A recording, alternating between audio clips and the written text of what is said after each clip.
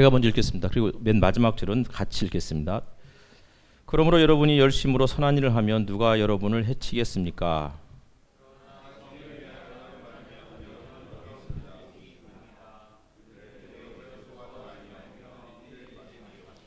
다만 여러분의 마음속에 그리스도를 주님으로 모시고 거룩하게 대하십시오. 여러분이 가진 희망을 설명하여 주기를 바라는 사람에게는 언제나 답변할 수 있게 준비를 해 두십시오.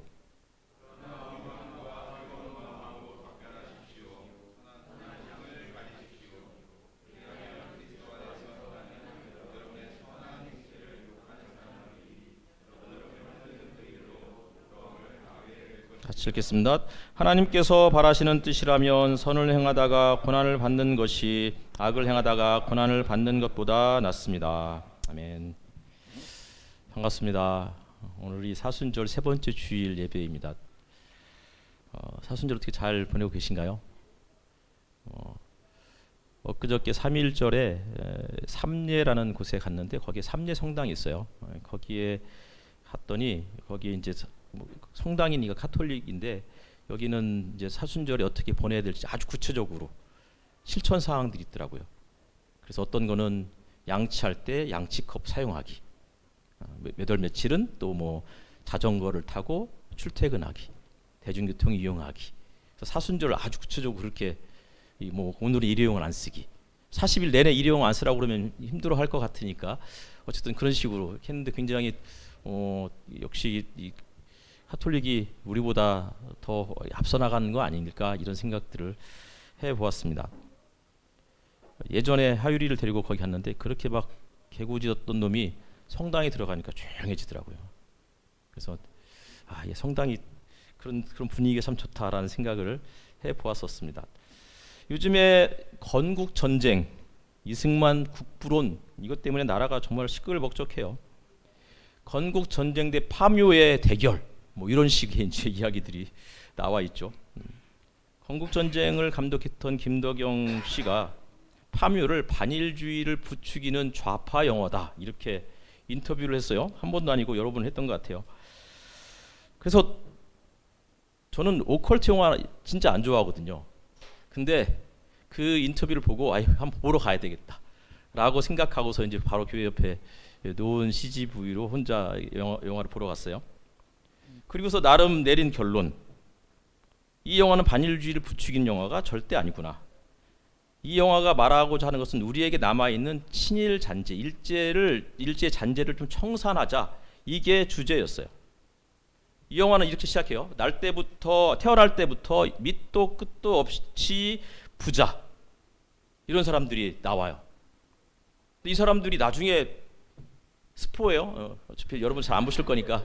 나중에 보니까 이 사람들이 그 조상이죠, 할아버지가 일본에 부역을 했다가 어마어마한 부를 누리고 높은 관직을 받은 그런 사람이었는데 어느 날부터 그 집의 아들들이, 장손들이 계속 시름시름 앓는 거예요. 그래서 그 원인을 찾아가서 보니까 나중에 보니까 그 할아버지가 그런 사람이었던 거죠. 나라를 팔아먹어서 관직을 크게 받은 매국노의 후손. 근데 이 영화에 3명의 남자 주인공이 나와요. 최민식, 그리고 유해진, 또 하나는 누구였죠? 김도현인가? 하여튼 곱상하게 생긴 남자가 나와요. 잘 모르겠어요. 근데 최민식의 그 영화의 이름은 김상덕이었고, 김상덕은 일본에서 조선 청년 독립단을 결성해서 활동하다가 독립운동가 이제 그렇게 활동하다가 나중에 상해로 이렇게 망명을 떠나요. 그리고는 상해에서 조선민족혁명당 위원이 되고 상해 임시정부의 실행위원이 돼요. 유해진이 맡은 그 이름은 고영근이었어요. 고영근은 대한제국의 군인이었어요. 그런데 명성황후를 시해했던, 그 일에 가담했던 조선인을 암살하기 위해서 일본으로 떠나서 일본에서 그를 암살해요. 그 사람이 고영근이었어요. 그리고 이도현, 이 사람은 이 영화에서는 이제 그 김고은의 제자이자 법사로 나오죠. 이 사람 이름은 봉길이야. 동기를 다 아시죠? 윤봉길 의사. 그래서 이 세 사람은 의도적으로 독립운동가의 이름을 거기다가 넣고 그리고 이 영화를 그렇게 전개해요. 김덕영 감독이 파묘를 반일주의를 부추기는 영화다라고 말하는 것은 절대 옳지 않아요. 이런 주장을 하는 김덕영 감독이 오히려 친일파가 아닌가 이렇게 생각이 들어요. 아니면 이런 주장을 거침없이 이어오고 있는 이유를 이해할 수가 없어요. 최근에 한국 사회는 독립운동가 홍범도를 좌익으로 몰아세우고 친일을 했던 백선엽 장군을 영웅으로 추대하는 일들이 벌어지기 시작했어요. 백선엽 장군이 해방 이후에 북한과의 전투에서 공을 세운 것은 맞아요. 하지만 일제 때 그가 했던 만행들은 우리들이 잘 모르는 것 같아요. 독립운동을 했던 사람들에게 얼마나 못된 짓을 많이 했는지.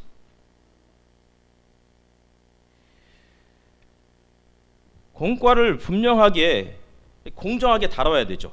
이승만 대통령도 대한민국 건국을 하는 데 있어서 공을 세운 건 맞아요. 그런데 그것만 이야기해서 안 돼요. 그가 했던 잘못된 일도 이야기해야 돼요. 4.3 사건 때 제주도민이 10만 명 정도 됐는데 3만 명 이상을 죽였어요. 그리고 절대 다수가 여성과 아이들이었어요.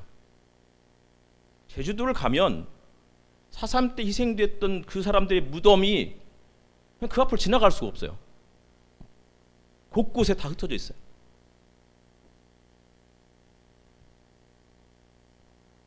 이승만이 그 당시에 기독교인이었고 북에서 피난 내려왔던 사람들이 다수가 또 기독교인이 되었고 이 사람들은 자신들이 공산주의가 아니라고 하는 것을 보여주기 위해서 서북청년단의 그 활동에 가담을 해서 수많은 기독교인들이 이승만이 보낸 경찰들과 함께 제주도 내려가서 제주도민들 그렇게 학살했다고요.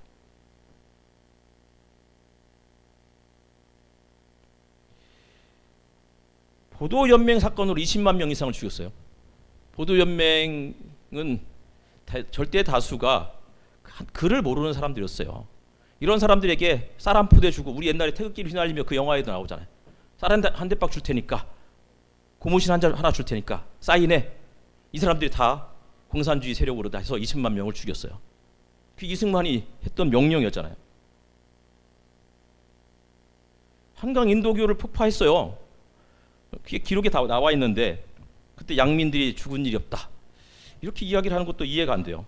이미 거기에 몇백 명이 같이 폭파하면서 죽었다는 그런 기사들이 나와 있는데 어쨌든 간에 이승만의 그런 모습들 때문에 30만 이상이 죽었어요. 이승만을 이해하기 위해서는 해방 직전에 우리나라에 어떤 일이 있었는지를 생각해 봐야 돼요. 일제강점기였던 1944년에 여운형을 비롯해서 6명이 건국동맹이라는 비밀 결사체를 조직을 해요. 그리고 이 사람들이 이제 건국동맹을 만든 이유가 뭐냐면 광복이 임박했음을 직감했어요. 그래서 광복이 되면 제대로 된 정부를 미리 하지 않으면 안 된다라는 생각에 의해서 진명이가 안 왔나요? 저기 있구나. 역사를 하는 애가 있으면 안 되는데 싶어서 안 들어와서 조금 당당하게 이야기하도록 했습니다. 어쨌든 간에 건국동맹은 그런 단체였고 비밀을 유지한 채 광복을 준비했어요. 한국 해방 이후에 정부의 기능을 감당하기 위해서. 그리고 실질적으로 45년 8월 16일 그러니까 해방 다음 날이죠. 그때 조선 건국 준비위원회가 그렇게 이제 만들어지는데 건국동맹이 그거에 모체였던 거예요. 그리고 10월이 되면 조선 건국 준비위원회를 군소 단체들과 다 규합을 해서 정당으로 탈바꿈시켜요. 그리고 그 이름을 조선인민당이라고 그렇게 확대 발전시킨 거죠. 우리는 좀 조선인민당 하면 이제 뭔가 좀 이상하지 느낌이. 해방 직전 어느 날 조선 총독부의 정무총감이었던 엔토 류샤크가 여운형을 찾아왔어요. 여운형을 깜짝 놀랐죠. 건국동맹이 발각됐나. 그랬는데 그가 찾아온 용건이 뭐냐는 그 여운형 선생의 질문에 일본이 지금 곧 미국에게 항복할 거다. 그러면 조선은 독립하게 될 건데 한반도에 살고 있는 60만 명의 일본인을 일본 열도로 안전하게 돌려보내달라라는 요청이었어요. 여운형 선생은 이렇게 이야기했죠. 우리는 일본 사람을 미워하지 않는다. 우리는 일본이 우리나라를 식민 통치하는 것이 싫을 뿐이다. 그러니 안전하게 돌려보내겠다. 다만 당시에 당신들이 구속했던 노동자들, 경제범들, 정치범들 이런 사람들을 다 풀어줘라. 그리고 경성에 3개월치의 식량을 확보해달라. 그리고 치안 유지와 국가 재건을 하는 데 있어서 절대 간섭하지 말아달라. 이렇게 요청했어요. 그리고 일본이 떠나게 됐죠. 그리고서 9월에 미군이 한반도에 들어와서 미군정을 시작을 해요. 이때 여운형 선생이나 이런 분들이 미국과의 협상에서 불리하지 않기 위해서 아까 말씀드렸듯이 조선인민공화국으로 이걸 개편해요. 건국동맹을 건국준비위원회였다가 나중에 이제 공화국으로 만드는 거죠. 그리고 여운형 선생이 이승만을 초대 주석으로 초청을 했어요. 하지만 이승만이 거절했죠. 그리고 그때 소련이 한반도에 진입을 했어요. 독립운동을 했던 사람들의 절대 다수는 사회주의 계열이었어요. 왜 사회주의였겠어요? 이 사람들이 뭐 막스나 레닌 이런 거에 심취한 사람들이 아니에요. 아주 단순해요.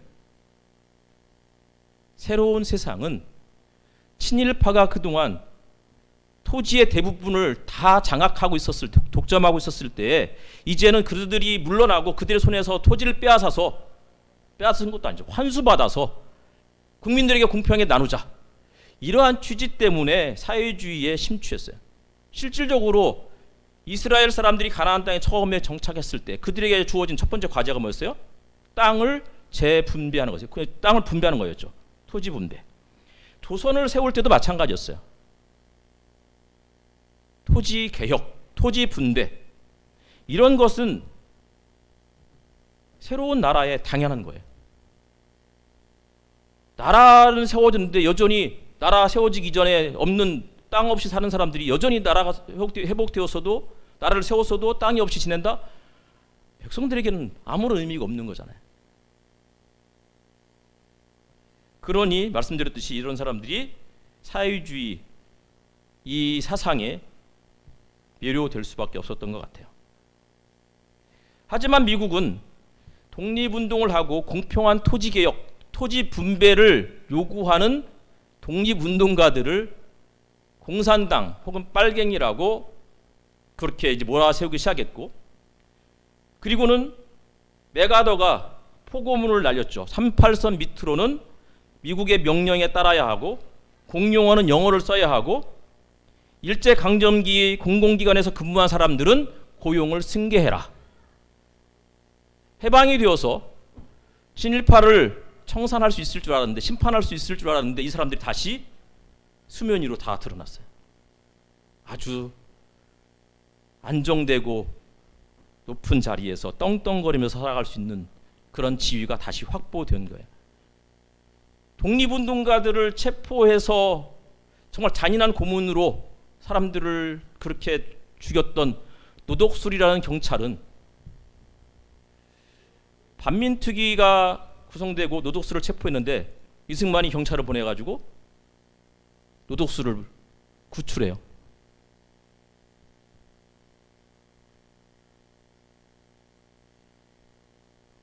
일본군에게 당시에 공포의 대상이었던 김원봉 선생이 너무 화가 나서 더 이상 38선 이남에 살 수 없다. 그래서 월북하게 됐잖아요.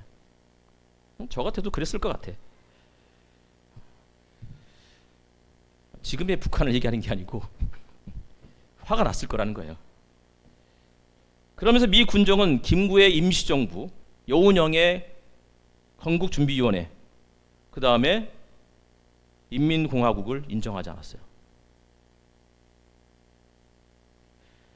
48년 9월에 반민족 행위처벌법을 제정하고 반민특위를 구성했지만 말씀드렸듯이 친일파를 이승만 정부의 주요 요직에 앉힌 이승만이 반민특위를 그냥 둘 수 없었어요. 그래서 반민특위는 빨갱이 집단이다 라고 그렇게 몰아세웠고 단 한 명도 친일파를 청산하지 못했어요. 법적으로.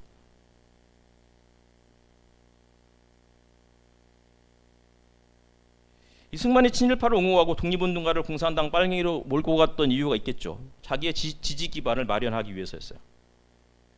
나라의 독립을 위해서 자신의 온 삶을 희생했던 독립운동가들은 결국은 남한에서 버텨내지 못하고 대부분 감옥에 갇히고 처형당하고 일부는 북으로 도망을 갔어요. 아마 이승만은 이런 독립운동가들에게 열등감을 가지고 있었던 것 같아요. 북에서는 토지개혁에 불만을 가진 사람들이 남쪽으로 피난을 내려왔고 이 사람들이 대부분 기독교인이 되어서 반공 세력이 되어 반민특위를 무력화시키는 데 기여했어요. 근데 이 정부가 이승만을 미워하고 있어요. 왜 그럴까요? 지지 세력을 확보하기 위해서인 거예요. 친일 세력을 등에 업고 장기 독재를 했던 이승만처럼 이 정부도 국민을 반일 세력, 친일 세력으로 양분하려고 해요. 물론 지금은 친일 세력이란 말을 잘 안 써요.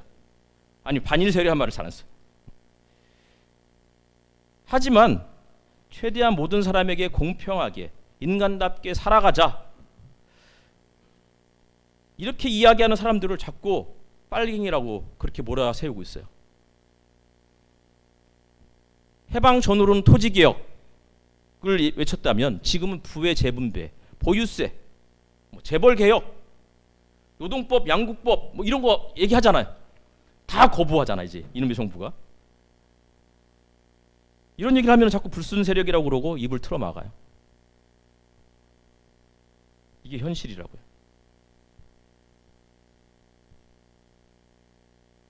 설교는 하지 왜 역사 이야기를 하느냐. 오늘 설교와 관련이 있어서 하는 거예요. 제가 단 한마디도 설교와 상관없는 이야기를 한 적이 없어요. 베드로전서 들어가겠습니다. 베드로전서의 키워드는 나그네예요. 예수를 믿는다는 것은 나그네가 되겠다는 거예요. 그러니까 나그네가 되기 위해서 예수를 믿는 게 아니고요. 예수를 믿으면 나그네의 삶이 결과로 따라오는 거예요. 구약에서는 나그네의 삶을 잘 드러내 보여주는 단어가 히브리 사람이라고 말씀드렸어요. 메소포타미아에서 가나안 땅으로 찾아왔던 아브라함을 처음으로 히브리 사람이라고 언급했어요. 가나안 땅에서 이집트로 형들에게 종으로 팔려서 내려갔던 요셉을 향해서 보디발의 아내가 히브리 사람이라고 얘기했어요. 감옥에 갇혀 있었던 요셉을 향해서 자기는 히브리 땅에서 온 사람이다 이렇게 이야기해요. 그리고 이집트 사람은 히브리 사람과 함께 식사하지 않는다. 그들과 함께 히브리 사람과 함께 식사하는 것은 부정한 일이다라고 하는 그게 창세기 후반부에 나와요. 출애굽기에 가면은 이집트 파라오의 명을 거역한 산파 십부라와 부하를 가리켜서 히브리 산파라고 지칭했고 두 산파는 이스라엘 여성을 히브리 여인이라고 언급해요.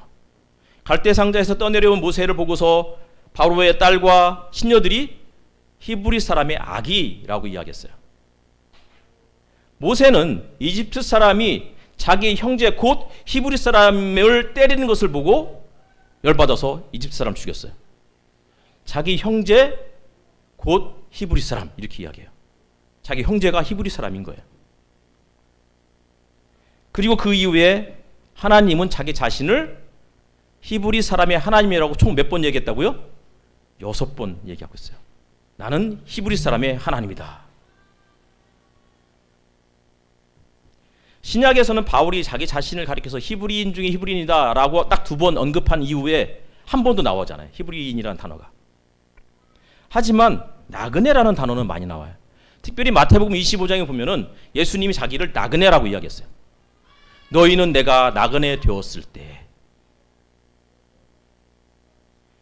디모데 전서에는 나그네를 대접하라 라는 말이 2번 나오고 디도서에도 똑같이 한 번 나오고 요한 3서에서는 사랑하는 자여 내가 무엇이든지 형제 곧 나그네 된 자들에게 행하는 것은 신실한 일이다 이렇게 이야기해요. 형제 곧 뭐예요? 나그네 된 자들. 형제가 나그네 된 자들인 거예요. 그러니까 그리스도인이 된다는 것은 뭐예요? 나그네가 되었다 이런 뜻인 거예요. 나그네가 되기 위해서 그리스도인이 되는 게 아니라는 거예요. 나그네로 사는 것은 선택이 아니에요. 그냥 따라오는 결과일 뿐이에요.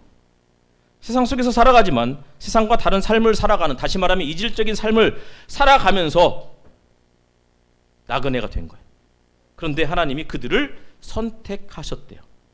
나그네라는 단어가 베드로전서의 키워드라면 선택했다는 단어도 키워드예요. 같이 가요. 택하심 받은 족속이요, 왕 같은 제사장들이요. 소아시아에 흩어져 있는 나그네들인 택하심을 입은 형제 자매들에게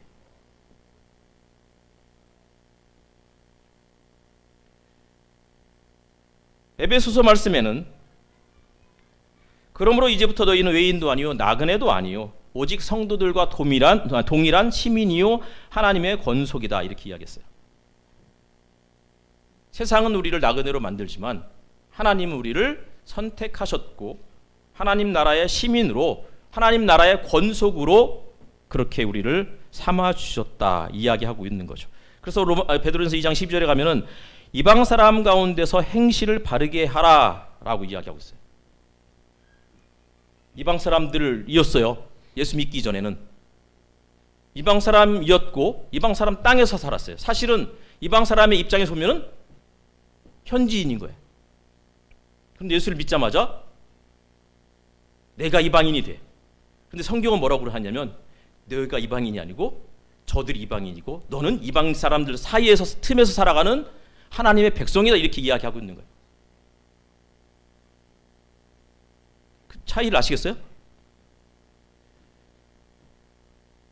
하나님을 믿는 순간, 그리스도인이 되는 순간 세상이 이방으로 변해. 근데 이방 땅에서 우리가 살아가게 되는 거예요. 그동안에는 내가 고향 땅이었는데.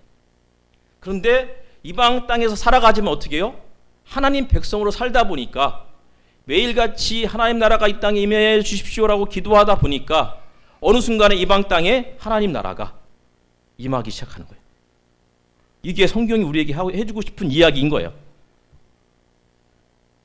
그러면서 3장에서 뭐라고 해요? 아내는 남편에게 순복하십시오.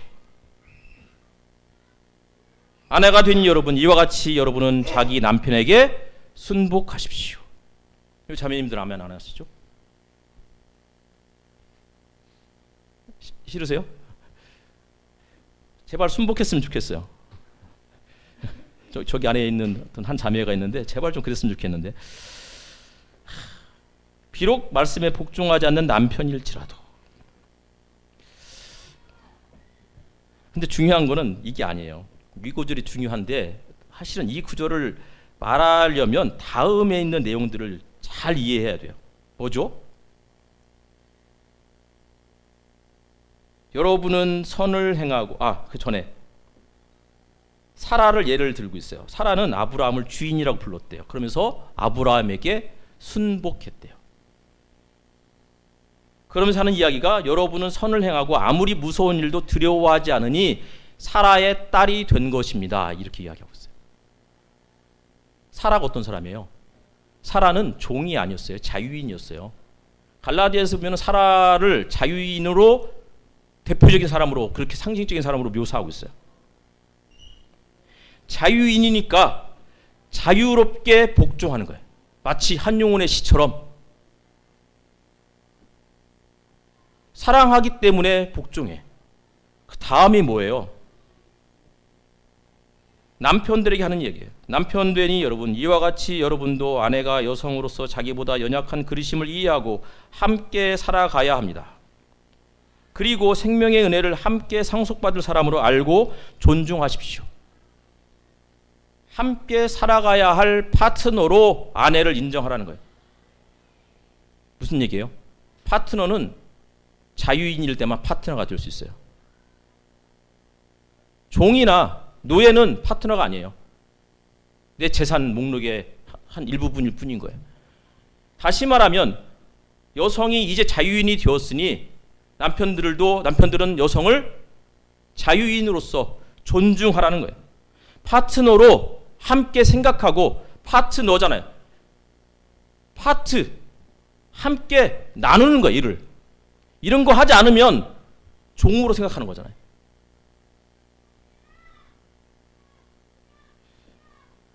생명의 은혜를 함께 상속받을 사람으로 알고 존중하래요. 자유인이기 때문에 그래야 되는 거예요. 시민이기 때문에. 그래야 여러분의 기도가 막히지 않을 거라고 이야기해요. 아내들에게 기도가 막히지 않을 거라고 말하지 않고요.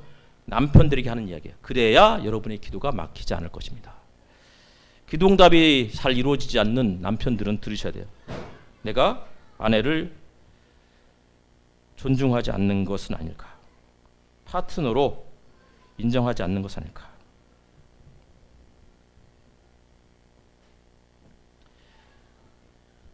나그네이지만 동시에 하나님의 택하심을 받은 그리스도인들에게 부여된 임무가 뭐예요? 그 다음에는 아내는 남편에게 복종하고 남편은 아내를 존중하고, 그리고 왕과 총독들에게 복종하래요. 총독들은 어떤 사람이에요? 악을 행하는 사람에게는 벌을 주고 선을 행하는 사람에게는 상을 주는 자다, 이렇게 이야기하고 있어요.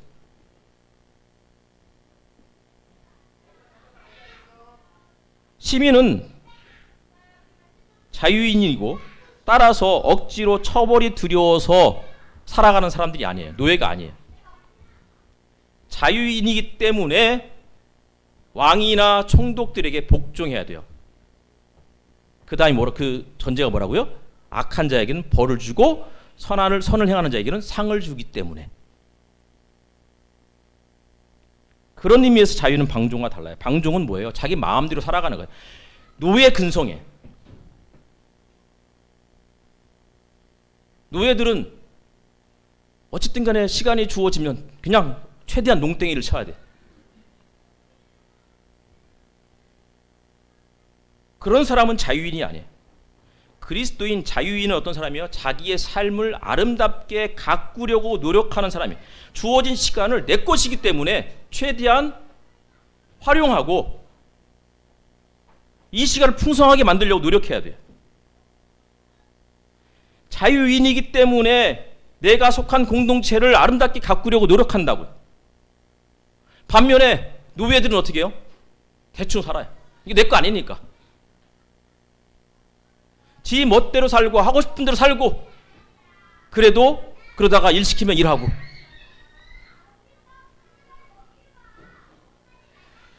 내 삶을, 주어진 삶을 하나님의 선물이라고 생각하면 자유인인 거예요.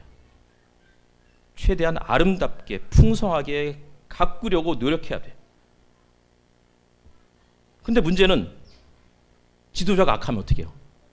악을 행한 자에게 오히려 상을 주고 선을 행한 자를 감옥에 가두고 압수수색하고 고소하고 입을 틀어막는다면 어떻게 될까요? 자유인은 한 마음을 품고 서로 동정하고 서로 사랑하고 자비롭고 겸손해야 된대요.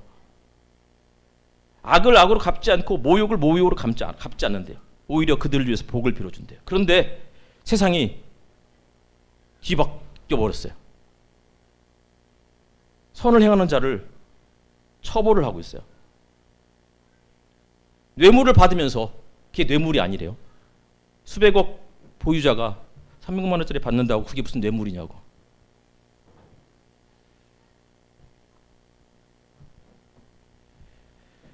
(13절) 읽어보겠습니다.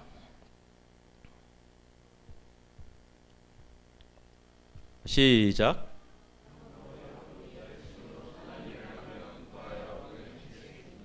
열심으로 선한 일을 하면 누가 해치겠어요? 전제가 뭐예요? 선한 일을 하면 상을 주고 악한 일을 하면 벌을 주는 그런 지도자가 있을 때 누가 해치겠느냐 이거예요. 현실이 그렇지 않죠. 14절입니다. 14절 읽겠습니다. 시작.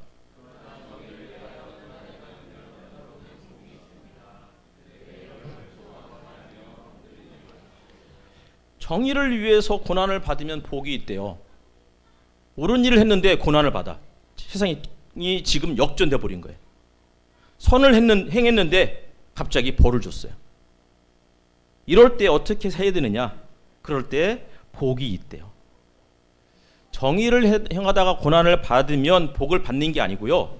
그런 사람이 복이 있대요. 공동번역에는 옳은 일을 하다가 고난을 받으면 여러분은 행복한 사람입니다. 이렇게 이야기했어요.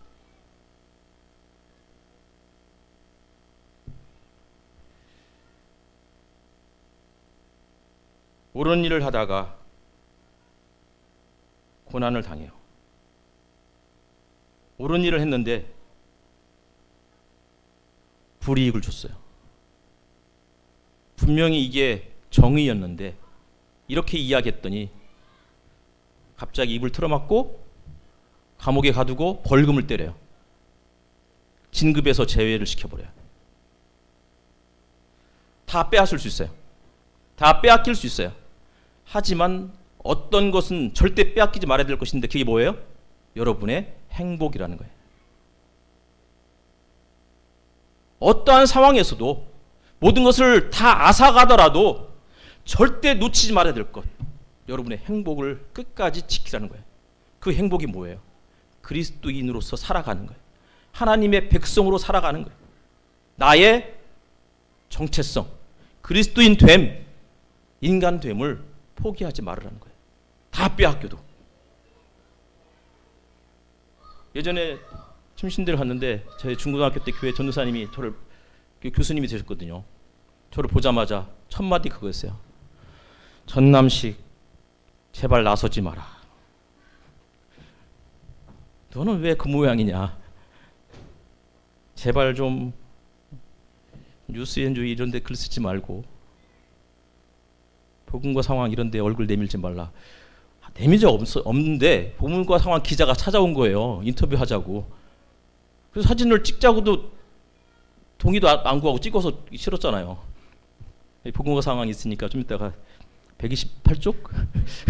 잘 모르겠습니다. 하여튼 거기 그 부분에 나와요. 저한테 그러더라고요. 대세를 따라라. 주류의 삶을 살아라. 주류 인생이 되래요. 저도 가끔은 주류 인생을 살고 싶어요. 근데 저는 늘 주류가 아니고 안주류였던 것 같아요. 일부 때는 아무도 안 웃었는데 여기 웃는 분들이 있는 거 보니까 좀 아시는 분들인 것 같으네. 예, 저는 주류를 일절 취급하지 않아요. 이 대목에서 한번 누군가 비웃어야 되는데. 예. 그러면서 하는 이야기가 뭐예요? 고난을 당하면 행복하다는 거예요. 그래도 조금 하류로 살아도, 조금 가난하게 살더라도 행복할 수 있다는 거예요.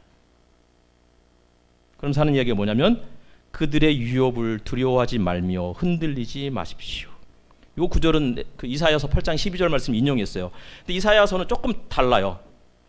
그들이 두려워하는 것을 두려워하지 말래. 이게 이사야서이면 여기는 그들의 유업을 두려워하지 말래. 이사야 8장은요, 아시리아가 이스라엘을 이제 침공하겠다라고 하는 소식을 전해 듣자 지도자들이 벌벌 떨었어요. 그때 하나님께서 이사야에게 나타나셔서는 하신 말씀이 뭐예요? 그들이 두려워하는 것을 두려워하지 말라. 나는 임마누엘이다. 너희와 함께하겠고 너희를 끝까지 지켜주겠다. 그런데 지금은 그들의 위협을 두려워하지 말래. 지도자들이 두려워하는 것을 두려워하지 말고 하나님만 두려워하라는 이사야의 권면과 살짝 달라요. 어쨌든 우리는 지도자들이 두려워하는 것을 두려워하지 말아야 될 뿐만 아니라 악한 지도자도 두려워하지 말아야 되는 거예요. 그리고 오로지 하나님만 두려워해라 라고 말씀이 이어지고 있는 거죠. 악한 지도자는 선을 행하는 자를 벌주고 악을 행하는 자에게 상을 주는 사람들이에요. 그러니 두려울 수밖에 없어요. 그런데 그들이 두렵지 않을 수 있는 어쩜 유일한 방법은 하나님만 두려워하면 돼요. 세상을 순리를 영리로 쓰는 사람들을 로마서에는 우상 숭배자들이라고 얘기했어요. 그런 자들이 우상 숭배자들이고, 그런 사람들이 하나님의 뜻을 거역하는 사람들이에요. 아무리 성경을 들고 다니고 아무리 입에 좋은 가모니설로 사람들을 현혹한다 할지라도 거기에 속아서는 안 돼. 자유인이라는 거야. 자유인은 종이 아니기 때문에 두렵더라도, 자유인은 내가 결정해야 되는 거니까 두렵더라도, 그러나 이 자유로 다른 사람들에게 피해 주지 않으면서 다른 사람을 존중하면서 살아가야 되는 거예요. 가정에서는 남편이 아내를 존중하고 아내는 남편에게 순복하고, 부유한 여인은 교회에 올 때마다 액세서리나 고가품으로 치장하지 않고 오히려 검소하게 교회를 오고, 사회에서는 지도자들에게 복종하고 서로를 존중하라는 거예요. 이 땅을 살아가면서 우리와 다른 사람들이 있어요. 피부색이 다를 수 있고 종교가 다를 수 있어요. 언어가 다를 수 있고 성 정체성이 다를 수 있어요. 하지만 그럼에도 불구하고 우리가 그들을 존중해야 돼요. 그게 자유인이고 그게 그리스도인인 거예요. 그래서 15절 말씀에 다만 여러분의 마음속에 그리스도를 주님으로 모시고 거룩하게 대하십시오. 여러분이 가진 희망을 설명하여 주기를 바라는 사람에게는 언제나 답변할 수 있게 준비를 해 두십시오. 그리스도를 주님으로 모시면 거룩하게 대하래요. 나도 거룩하지만 상대를 거룩하게 대하라는 거예요. 그러면서 너는 왜 그렇게 사니? 도대체 너의 희망의 근거는 뭐냐? 라고 누군가가 묻는다면, 희망의 이유를 묻는다면 언제나 답변할 준비를 하고 있으라는 거예요. 비록 그리스도인으로 살면서 때로는 불이익을 당한다 할지라도, 비록 다른 사람들보다 좀 덜 부유하고 혹은 더 가난하더라도 비굴해지지 않고 찌질하지도 않고 좀 없어도 옛날에 선비의 기계처럼 가난한 선비가 어깨를 펴고 항상 당당히 살아갔던 것처럼 그리스도인이 그렇게 좀 살아가라고 베드로 전서가 우리에게 그렇게 권면하고 있는 것입니다. 그리스도인은 이방 땅에서 살아가는 사람들, 이방 땅에서 살아가서 그렇기 때문에 때로는 섞이지 못하고 인정받지 못하고 때로는 가난하더라도 그리스도인은 하나님 나라에서 이 땅을 다스릴 권세를 부여받을 사람임을 믿기 때문에, 새로운 세상을 꿈꾸기 때문에, 새로운 세상을 준비하는 사람들이기 때문에 요원영 선생처럼 광복이 올 것을 믿고 직감했기 때문에 건국동맹을 준비했던 것처럼 우리는 그렇게 살아가야 된다. 근데 문제는 대다수의 그리스도인들이 친일파처럼 살아요. 하나님 나라가 올까? 그냥 세상과 똑같이 살면 되지. 친일파들이 그러다가 나라가 망했어요. 일제가. 희망이 뭐예요? 희망은 새로운 세상이 올 것에 대한 기대감이에요. 그래서 기도하라는 거예요. 나니어 현대계 루시가 디글렛인가요? 하여튼 먼 친척의 집에 갔을 때 나니아 세계로 들어가는 통로가 옷장이었어요. 저는 사순절 묵상하면서 그 옷장이 곧 기도다라고 말씀드렸어요. 기도는 새로운 세상으로 들어가게 만드는 통로이고 관문이에요. 기도하면서 나를 돌아보게 되고, 기도하면서 하나님이 나를 지켜봐 주시고 그분이 임마누엘 하시는 분이구나 라는 사실들을 보게 돼. 기도하면서 지금은 불의한 현실이지만 불의한 이 현실을 뚫고 들어올 하나님의 나라를 상상하게 되는 거라고요. 그러니 기도를 통해서 두려움을 극복할 수 있고, 기도를 통해서 하나님만 두려워하는 방법을 배울 수 있는 거라고요.